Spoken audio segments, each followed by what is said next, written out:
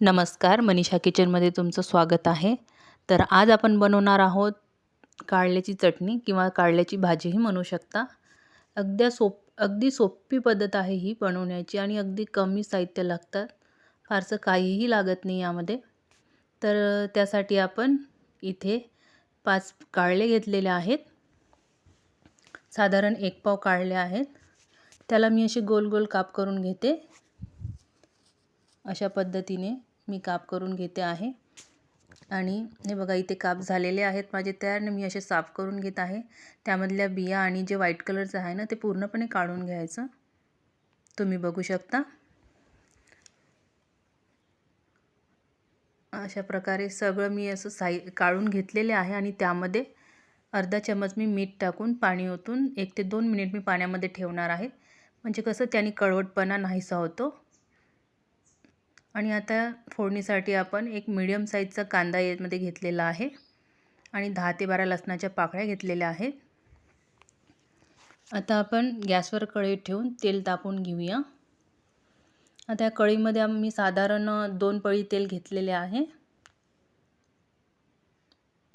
बघू शकता तुम्ही.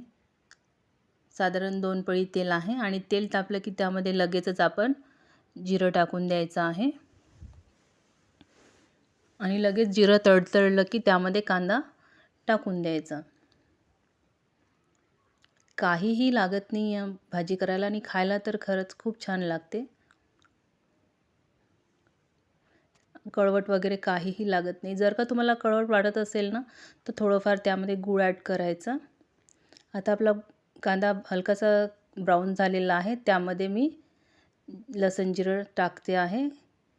हे बघा मी ठोकळच ठेवलेलं आहे. फारसं बारीक काही केलेलं नाही आहे. खलबत्त्यामध्ये त्याला चेंदून असं ठोकळ केलेलं आहे. लसूण जिरं एकत्र करून टाकून दिलेलं आहे त्यामध्ये. आता आपण सुके मसाले त्यात ॲड करायचे. 1 चमच मी छोटा चमच हळद घेतलेली आहे आणि लाल तिखट आहे. साधारण 2 चमचे मी यामध्ये लाल तिखट टाकत आहे. छोटेवाले चमच आहे ते. अर्धा चमच छोटा गरम मसाला आणि चवीनुसार मीठ घेत आहे. सगळं मिक्स करून आपण यामध्ये कारल्याचे काप टाकून द्यायचे आणि सगळीकडे असं छान फिरवून घ्यायचं. बघू शकता तुम्ही. व्यवस्थित असं छान सगळीकडे आपला मसाला लागलेला पाहिजे. अशा पद्धतीने फिरवून घ्यायचं आपण. बघू शकता सगळीकडे आपला मसाला लागलेला आहे व्यवस्थित. आता आपण यामध्ये अगदी थोडंसंच पाणी टाकायचं. बस विशेष काही टाकायचं नाही, अगदी थोडंसंच. तुम्ही बघू शकता या पद्धतीने मी पाणी टाकून झाकण ठेवायचं आणि झाकणाच्या वरती थोडंफार पाणी ओतून आपण अगदी कमी गॅस करून साधारण 10 मिनिट आपण भाजी कमी गॅसवरती शिजवून घ्यायची. हे बघा 10 ते 15 मिनिटांनी आपण बघितलेलं आहे. आपली भाजी तयार आहे व्यवस्थित.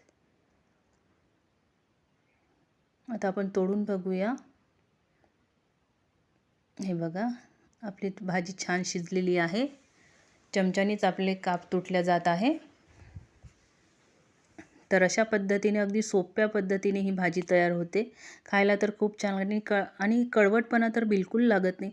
तुम्हाला जर कळवटपणा लागत असेल ना तर तुम्ही थोडंसं साखर किंवा अगदी थोडासा गूळ तुम्ही ॲड करू शकता. पण माझ्याकडे काही म्हणजे खात नाही ना तसं, त्याच्यामुळे मी ॲड करत नाही. अशीच आम्हाला आवडतात. बस आता गॅस बंद करून सांबार टाकून द्यायचं.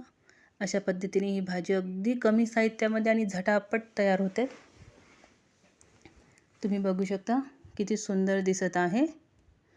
तर माझी रेसिपी आवडली असल्यास एक लाईक, शेअर आणि सबस्क्राईब करा चॅनलला माझ्या. भेटूया नेक्स्ट व्हिडिओमध्ये. Bye bye.